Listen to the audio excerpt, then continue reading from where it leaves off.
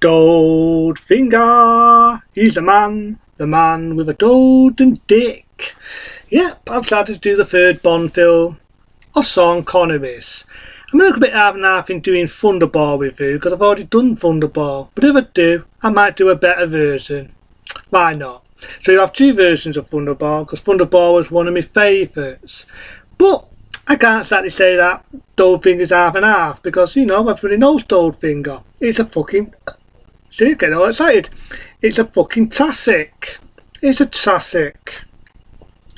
And I've got to admit, I do like Fun Russell with Love, but my only thing with Fun Russell with Love is it had a lot of pacing issues. But I don't hate Fun Russell with Love. It's a classic. But in all fairness, Dr. No, as we all know, the first Bond film, is a thriller. It was a thriller. It wasn't supposed to be an action film. It was more of a thriller based on the books by Ian Fleming. Albert R. Butler, Harry Saltzman, decided because it was a big success to do the next one. Fun Russell with Love. Again, it was a thriller based on Russia, and it was more predictable, and it was more to do with the real Secret Service. That's why it wasn't all action-packed. But because, again, money talks, and it was a big success, they decided one year after, that being 1964, that they'd do fucking Goldfinger. And they wanted to make it more action-packed, as well as bring back Felix Leiter. Sad to say it wasn't the same actor, as we all know, who was in Hawaii Five-0. But I don't like the idea that in every Bond film, when you get the actor Felix Leiter, it's done by a different fucking actor. There's a lot more Felix than there ever have been of Bond being the actor. It starts off, as you know, the dumb bio shooting, the blood, and you've got Sean Connery disguised as a fucking rubber dildo. Oops, sorry, I meant a rubber duck, not a dildo. That's a different thing to play with, more for women than anything else.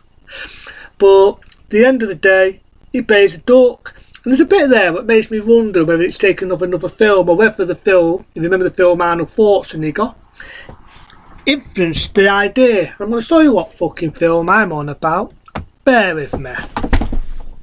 If I can fucking find it. Where the fuck is it? Suck a dicky. Suck a dicky. Here it is. If you ever remember the film Two Lies, very unfortunately it has the same opening what you see in fucking Goldfinger. Very interesting, and it had the same thing, same opening. But I do actually like Goldfinger. There's a lot of action in it. It has it all. Again, you've got two with his amazing dad sits, and you've got the famous Aston Martin make its first appearance, which has to be the cool car I've ever seen in my life. So there's a bit more history about Goldfinger. The actor that played Goldfinger, as we all know, didn't speak a fucking word of English. He did not speak a fucking word of English. So again, like they did with the Bond in Fun Russell with Love, they dubbed over his fucking voice. I don't like this story in this because I find it a lot more interesting. It isn't just espionage, it isn't to do with the Soviet Union and all that political shit. Straightforward story. Goldfinger is a gold smuggler. He's planning on destroying the bank for knots. You think it's a robbery, but he doesn't. He just wants to blow it up so he can fuck up the gold to make his gold get higher so he can get a bit more of that. I like the idea of the DAS, what can knock people out. And funny enough, the Bonder, as we all know, Anna Batman, a lot of people was really about calling her Pussy to Law. Think about it, 1964, would you really got away with a name called Pussy to Law? I do remember Seated Eastern, not Seen Eastern, and the scene where they play a fucking gold, which funny enough, they did actually after a little bit, which did allow her to breathe, because in real life that can kill you, as it was mentioned in the Bond film. If you don't have a bit of the ribs there, and allow a bit of air to breathe, you do die of suffocation, that's the fucking word, you can die of skin suffocation for real. It wasn't just bullshit, that was apparently true. I do like the idea of that, you know what I mean? I like Anna Batman as Pussy to Law. So it wasn't just your typical tango into stress, which always had me wondering whether that inspired a lot of other Bond girls. Whether it be the Bond girl who was quite tough in License to Kill, the one with the bow arrow, in For Your Eyes Only, and of course, if I can pronounce it right, the Bonder, as we all know, it was like Tuffing Octopussy. Because they was like girls that wasn't just pretty, wasn't just eye-tander, they had something about them that could kick fucking ass. And I always reckon Pussy Galore had to be the one that started that off. She definitely was the power of the 60s.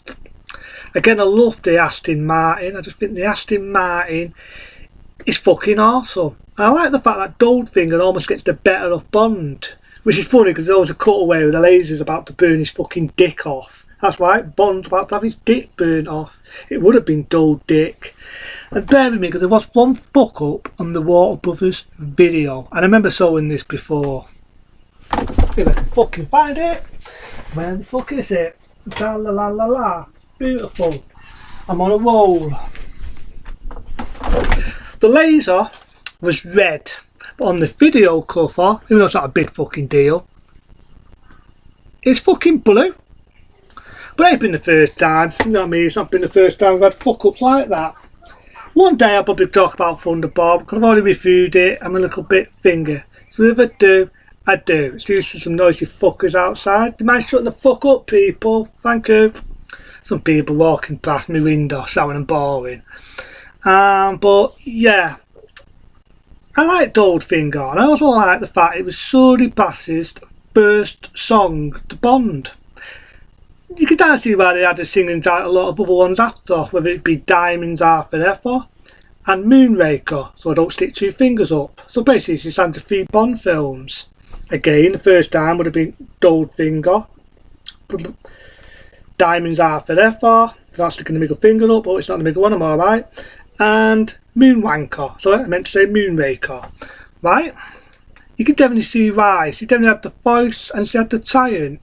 And I think like this, she was the first singer to get a #1. Because even though most of the Bond songs are like Taxi, they never got a #1 apart from 1985, and only in America, I haven't right and wrong on that. Taran got their first #1, Through to a Kill. There's also a bit of interesting history about Goldfinger. The fact that when you watch A View to a Kill had a similar story. Think about it, the character who Christopher Walken plays, when he played the Bond villain. He wanted to destroy the city that made tips so he could have his own dream being considered on fire, right? Goldfinger wanted to destroy a bank, destroy gold, so he can have his own dream and make his fucking gold get higher and higher like my fucking dick, right? Similar fucking story. And I found that very interesting. But you know, that's how I see it. But Goldfinger, he's a pretty awesome villain. Connery Stu plays and delivers a damn good role. I said line. Well, yeah, as well. Almost a damn good role as James fucking Bond, 007. I do like the fact that he starts to defuse the bomb. The numbers come up, 007, in the scene where he's got to defuse the fucking bomb. Other than all, Goldfinger's not a bad one. Everybody knows it. It's a fucking classic. What else can I say? He's out for gold. Into them. Have a good one.